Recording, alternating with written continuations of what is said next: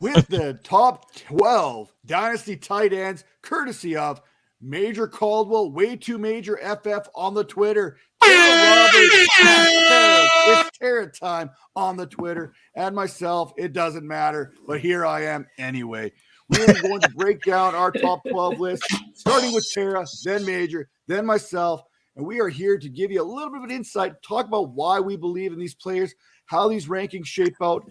And you know what? Maybe these are guys that you need to make sure you're getting because maybe you're a little high, maybe you're a little bit low. See where we're at. Maybe it'll help you kind of figure out where to go. Starting off with Tera. Tera, give me your top 12 tight ends and let's kind of kick it around here a little bit. I wish I had kind of like maybe wrote out a script so I don't ramble on this. And but for me, number one, I have to go with Kyle Pitts. I'm gonna lean towards, the guy who I know people are looking a little at that rookie season. If you were looking at the surface level, it wasn't what you were thinking it would be, but it was still fantastic for a rookie tight end. So in my opinion, when you're looking at him, I think the sky is the limit. And I think the future is bright for him. So he's that number one guy for me. Long-term in Dynasty. And then after that, I'm giving the edge to Mark Andrews over Travis Kelsey. It was a little tough for me to go ahead and make that decision again. I'm going to lean towards age in that situation to give Mark Andrews the edge over there. And then at number 3, I have Travis Kelsey. Again, I talked about Travis Kelsey earlier in our tight end talk. And the thing about Travis Kelsey, who I have edging out over George Kittle, and my reasoning for that is that, yes, I know Travis Kelsey is on the older end of tight ends, but I still think that he's got 3 good years left in him. And when you look at him, lack of injury history, incredible consistency, and you compare it to someone like a George Kittle, who is slightly younger, but do I believe that I'm going to get more than, 3 good years out of him with that injury history? I don't know. I think I would lean towards going with Travis Kelsey and still rather go with that short-term game and get, a slight maybe 1 or 2 extra years out of Kittle, in my opinion. And then, of course, I'm going with George Kittle. Again, incredible talent, just a little bit shaky in terms of consistency. And he is a little on the older edge in terms of tight ends as well. And then I'm going with TJ Hawkinson. Again, I love Hawkinson. It's a little bit shakier of a situation there. So he's at my number 5. At number 6, I have Darren Waller. Unfortunately, I think we're seeing a little bit of a drop-off here in terms of production. Waller is somebody who his value has always been aggressive production, that Travis Kelsey type of production that we could rely on in terms of volumes and target. And I think that they're kind of leaning towards being able to rely on other receivers. They're obviously probably going to hit the draft and try to replace Henry Ruggs as well. So when I look at that competition for targets, in my opinion, it makes me bump him down a little bit more in the list. And then I'm going with Pat Firemouth. Again, I've talked about some, next to Kyle Pitts. He's an incredible talent. This was a fantastic rookie year for him. And I just think that the future is very bright for him, regardless of where that quarterback situation is heading. Then I've got Dallas Goddard as well. I do think that he has a very solidified role in Philadelphia, got age on his side as well. And then I head towards Noah Fant, who does have age on his side. But my problem with Noah Fant is that I just don't see a ton of consistency here that would make me bump him up much higher in the rankings. After that, I do have Dalton Schultz. I don't think that people have a lot of faith in Dalton Schultz and that this is going to be a disappearing act. But I think it's a lot different than, let's look at it and compare it to like a Robert Tonyan situation there for Dalton Schultz, in my opinion. We saw a ton of volume for him. This is not a situation where it was an either or, where he was mainly getting targets and not seeing red zone targets, where he was mainly seeing looks in the red zone, but not seeing a lot of overall high volume in targets. He had a very good balance throughout the season, highly utilized in an offense where there is a ton of offensive talent. So the fact that he was able to stand out within that level behind CeeDee Lamb, Amari Cooper, Zeke, Pollard, just, it says a lot. In my opinion, I do think they'll re-sign him, and I think they'll move forward with Dalton Schultz as their number 1 tight end in Dallas. After that, we've got Mike Kasichi. I think that, again, he'll stay in Miami and have a good future there. And then I'm going with Dawson Knox. Dawson Knox, I think, I'm bumping him back slightly in the rankings just because I think there's a lot of guys that maybe have a little bit more of a track record, but I still think the future is bright there for him. I like that. I think the one thing you'll see is a lot of continuity between our three lists. I don't think there's a whole heck of a lot of disagreement of who the top 12, top 13 tight ends are going to be when it's all said and done, especially for Dynasty. I mean, the order changes slightly between each and every one of us, but for the most part, I think we hit about 10 of the same 12 in each one of our lists. Now, Major, you have Mark Andrews at 1, Kyle Pitts at 2. I have Mark Andrews at 1, Kyle Pitts at 2. So we just kind of flip those a little bit here from where Tera has Kyle Pitts at 1 and Mark Andrews at number 2. So start off at number 3, Major. Who's that number 3 tight end for you? Yeah, I just made a last minute decision. I had Kyle Pitts at 3 and George Kittle at 2, but I just made a switch because it didn't feel right. So yeah, I'm going George Kittle at 3. I'm going Darren Waller at 4. I like the stuff that Tera said, but I think that's actually going to help Waller out having more help around. He's not going to be quadruple teamed anymore. TJ Hawkinson had a really good connection with Goff going into this year. Yeah, he looked pretty good. He's been a little injured here and there. Pat Firemouth, he's one of my favorite players. That dude is so clutch. When he made a play, it was always like a whoa play. It wasn't like he was just catching the ball and falling down. He was diving backwards, catching with one hand, like doing all these crazy feats. And this would be the one I think is the most, let's see. Yeah, it's the most different one out of all you guys here. But I have Travis Kelsey ranked low, and it's pretty much age. Like Tera said, he has 2 or 3 years left. But this is Dynasty we're talking. I'm not drafting any players, not even just like tight end. I'm not drafting any player that's over 30 years old. And then I went with Noah Fant here just because the talent is there. I do think they have a lot of mouths to feed out there in Denver, but if we can get a quarterback out there that's, competent to run an offense, I think he have a good chance of being like the 3rd receiver on that team. And then I went Dallas Goldberg. I don't really, he's not one of my favorites, but hey, everyone else like him, so I'm throwing him in there. Dalton Knox, I think he's going to build off of this momentum. I liked him coming in. I picked him up in a few of my leagues and dropped him because I needed space, and now I'm kind of regretting that. So Dalton, I think he's this playoff run, I think he's going to build off that momentum and have a pretty good career going forward. And this next one I kind of almost forgot about, but I was scrolling through Twitter and bumped into my man's Matt mustaches to have. Is that what it is? What's the name of it, Matt? Those would be the Dynasty mustaches. There you go. I just like it because he has a mustache and is a mustache. You get it? It's clever. But I went with Irv Smith. Like the talent is there, and like Matt said previously, we want him to be good every year. He's like the number 1 tight end that everyone's talking about, and it kind of fizzles out. But again, I think it may be quarterback related. I'm not really big on that quarterback out there, so we'll see what happens. And then I'm going with my guy Tommy Tremble. I'm a huge stan. There's a few tight ends I wanted to throw in there, but I went with the young talent. Yeah, that's pretty much it. Oh, I left Dalton Schultz off of mine because remember what's his name? I just forgot his name. You guys remember Blake Jarwin? That I think that's who Dalton Schultz, like that's who he was. Like he was the Dalton Schultz before Dalton Schultz. Like he got hurt, but now he's back. I think Dalton Schultz is going to be out because they have a Blake Jarwin. He looked really good before his injury. So go ahead. I will counterpoint on that. Y'all can call me the resident Dalton Schultz supporter at this point, since I'm the only one with him in my top 12, and I'm a true believer right here. But they were both active at the beginning of the season. He's still hurt. He's still recovering. No, they were splitting time. And unfortunately, he just I mean, he just wasn't as productive. Dalton Schultz made the most out of his opportunities. They literally had probably about 4 or 5 games there where they were getting equal split time, equal target share, and Schultz was just more productive and better with it. And he literally phased out Blake Jarwin, and then Jarwin got hurt.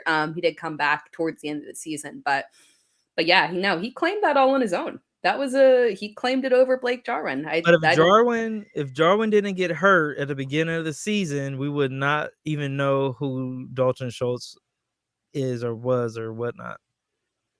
I mean, you could say the same thing about Tom Brady and how he came into existence. You win this time.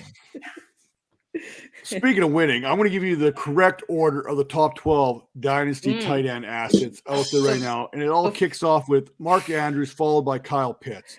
I'm not going to debate whether Kyle Pitts should be number 1 or Mark Andrews number 1. Either way, you are set. If you have either one of these tight ends, you're in pretty good shape. Let's be honest here. The biggest thing for Kyle Pitts right now is those touchdowns that he has not gotten yet. That's not to say he won't, but I'm looking at an aging Matt Ryan. I'm looking at no other option the outside, where your number 2 option right now is Russell Gage. Calvin Ridley, we don't know what's going on, if he's going to play next season. And if he does play, I doubt it's going to be with Atlanta. So that's, for me, throws a huge red flag. I know Kyle Pitts is a different dog altogether, but I mean, you need a little bit of help there, especially down in Atlanta. So for me, he gets a little bit of knock there. George Kittle, for me, is number 3. He's just as good as Travis Kelsey is, except he's a little bit younger. Yes, Kittle can disappear from time to time. We saw that with Brandon Ayuk, with Deebo Samuel, and with Juwan Jennings getting involved there in the touchdown game. So we did see Kittle disappear from time to time, but I still love Kittle. Travis Kelsey still comes in at number 4. He's old, but he is still good, and he's still getting the job done. You're looking at a tight end. I think he finished number 2 in fantasy points, right behind Mark Andrews this season. And this was an off year. You finish as a number 2 scoring tight end in an off year. Yeah, you've still got a little something in the tank. At number 5, it's Darren Waller. You throw him out there with Hunter Renfrow. Give Derek Carr another season there with this offense. Hopefully he returns. I don't know if that's the case. There's some rumors of him not being there. They've been talking about him possibly getting traded to the Giants, maybe even some kind of a trade with the Packers, bring Aaron Rodgers there. I don't know. It's all hearsay. That's what the best part about the offseason trade rumors is.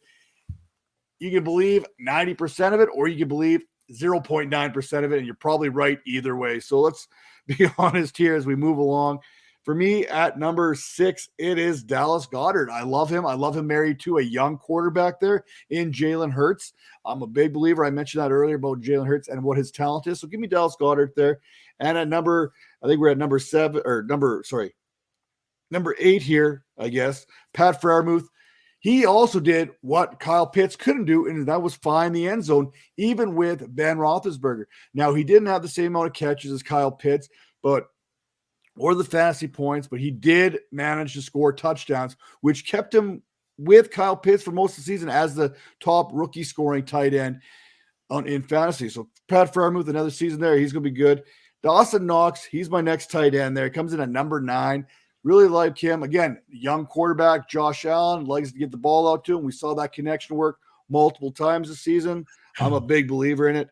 At number 10, I've got Noah Fant sticking in here because I do believe they address that quarterback position in the offseason. I think they fix it. Jerry Jeudy, man, I hope he's not the kiss of death another season, because whenever Jerry Jeudy was in the lineup, any pass catcher that the Broncos had absolutely disappeared, whether that was Cortland Sutton, whether that was Tim Patrick, whether that was Noah Fant. The only one who could catch passes with Jerry Jeudy in the lineup was Javonte Williams. So for me, give me Noah Fant there at number 10, because the Jerry Jeudy kiss of death, sleeping beauty type thing scares the crap out of me. At number 11, Lake Tera, give me Mike Gesicki down in South Beach there with the Miami Dolphins. He signs up for another year. Tua gets another year. I don't know. Maybe they bring in Brian Leftwich as their offensive coordinator. Jalen Waddle. I love what this offense can possibly do moving forward. And at number 12, this was tough because I left out Cole Kmet. I left out Dalton Schultz. And I left out Irv Smith Jr., who I really wanted to slide in, but I had to get in Brevin Jordan because I think the volume is key for him next year. I don't think they're going to be a good team in Houston, so I think they're going to still have to pass the ball for the next few years. That being said, eventually they're going to have Davis Mills under center again next year. I don't see that changing. I'm sorry, Deshaun Watson is not going to play for the Houston Texans. It's not going to happen. Maybe they'll get Aaron Rodgers. That is also not going to happen. So for me, Brevin Jordan kind of slides in there at the number 12 spot because I really think volume is key, especially the tight end position, especially if you're getting in PPR formats there. And when Brandon Cooks and Nico Collins are the top two options of the passing game, that gives you some opportunity for Brevin Jordan to have a lot of success moving forward. Now, we mentioned all these names. All these names come up for us, but let's talk about some of these names for Dynasty that did not make the list. How about the number 7 scoring tight end in fantasy football this season, Hunter Henry? Tara, why is he not on any of our lists? Like, he's young. He's only 27. It's just so hard to trust him. Just very hard to trust him. Again, it was one of those things where, I mean, I want to say he didn't miss a single, which was good for him. I don't think he missed a single game this season, which kind of, when you don't miss a game as a tight end, it kind of automatically vaults you into the top 10 just based off of pure volume. But outside of that, man, I can't rely on somebody who is consistently having one reception a game. It's not even, I mean, it's not even kind of like a weird Robert Tonyan. Well, yeah, no, it's kind of Robert Tonyan, but even less. Just incredibly unreliable from a volume perspective and incredibly touchdown dependent. You just can't trust it moving forward, unfortunately. 9 touchdowns in the 2021 season. He was clearly outplaying Jonnu Smith, who we also don't have on our list, and is not even going to flirt with that list. But I think he had something like 50 catches, 653 yards, 9 touchdowns. Not good enough to make the list. Now, Major, another tight end not on any one of our lists. Excuse me. Another tight end there. He's a little bit older, 31, but hey, we've got Travis Kelsey on the list. Why don't we have Zach Ertz on the list? I had Zach Ertz on my list, and I took him off and put Irv Smith just because of the age factor. But I think he's going to have a monster year if he stays in Arizona. It seems like he had a connection with Kyler Murray, and he, to me, was their wide receiver number 2. You know, so I don't know. I like him. I don't know how much longer he has to play, but I do like him. Yeah, I feel he's got the same kind of bad vibe type feeling as Rob Gronkowski does, right? Gronkowski, 11 seasons. We don't know whether he's coming or going. Obviously, he's only, I think, 32. So Rob Gronkowski's not old, but I think he's on that backside where we don't know if we're going to get one season out of him or he's done. I think see that's what you where the did problem here. is. You said tight end and backside. I like that. Side note, again, the other thing about that is that his production was kind of like, you know, now granted, I mean, he did go through halfway. So, I mean, you have to adjust. But, I mean, where he really had that uptick was when DeAndre Hopkins went out. So that also kind of concerned me of like, obviously Arizona is, you know, Hopkins will come back, you know, Arizona is not going to move forward with like, you know, Christian Kirk as wide receiver 1. So I think it's kind of a little bit different situation, even if he stays in Arizona. So going back to Gronk here, if we're talking redraft, is he in your top 7 in redraft? We're talking about a tight end who finished as a tight end 7, playing only 12 games last year. You would ask me a question where I don't actually have my rankings on this computer. That's okay. I'm just gonna do the eyeball test, and I'm like, I think he's done. I don't even think he wants to play. I think he's just doing it for Tom. He's just out there collecting a check, but he's so good. It's just like he falls into the end zone. But I feel like he's done. I feel like I don't know. I think he was having too much fun when he was hanging out and just like wrestling and doing commercials and doing some TV spots. I think I don't know. I don't think he's coming back. Okay, so I want to ask. Okay, go ahead, Tara. For me, yeah, he's a top 10 in redraft, provided that he, comes back and he's with Brady next year down in Tampa, which I do think is the likelihood. I think kind of all this talk from Brady is just kind of the media pulling things out just to try and make a story. But yeah, in my opinion, he still is just so incredibly productive when he's on the field. So yeah, provided he's back there in Tampa Bay, he's still an easy top 10 redraft tight end for me. And then I got two more tight ends I just want to touch on because neither one of these guys made the list of Dynasty tight ends that we were looking at least not in their top 12. One we've kind of kicked a few times already, and that's Tyler Higby. Is there a path for him to become a top 12 Dynasty asset at the position? I'm Major, out on obviously Higby. shaking your head. I'm done. I've been with Higby the last 2 seasons, and he's burned me twice. I'm done. I'm out. I don't care if he's wide receiver number 1 next year. You can have him. Terry, do you feel the same way? Yeah, I don't think the path exists, unfortunately. Again, you're looking at Dynasty. Now, I'm not as opposed to older players as Major, who is a bit ageist over here. But he is 29. And we don't have You can't say that and do his name. Come on. You can't throw me under a bus and do the same thing I'm doing. Like, come on. No. I'm just pointing out that, just comparatively, and we don't exactly have a history of him consistently being a tight end 1. It's happened once. So to be that age and only one time you've been able to reach tight end 1 and you're in an offense that has a clear direction in terms of how they're heading, they're not going to be making any major adjustments and changing him to a significant focal point. So no, I don't think the path exists, especially when you look at those guys in front of him who have very, very defined roles and paths with room to improve as well. Now, one more. We're closing in on the end of the show here, but I need to know, is there a path via free agency or not for a 27-year-old tight end out of Mississippi to get back into our top 12 tight end rankings where he was once early on in his career? And that's Evan Ingram. Can we see him sneak back into the good graces of fantasy managers? Major. How? He can't catch. Like how? Like how? I don't care if he has another quarterback. I don't care if he has if they hand the ball to him, he just can't catch. Maybe he could get LASIK and maybe that can help. But at this point, he's a tremendous athlete. Looks great, runs out looking good. He just can't catch. That's the biggest problem. I mean, LASIK worked for Jameis, so maybe for a week. You mean Major's bold prediction of NFL MVP at the beginning of the season? It was it's probably one of his next favorite teams too. No, Evan Ingram.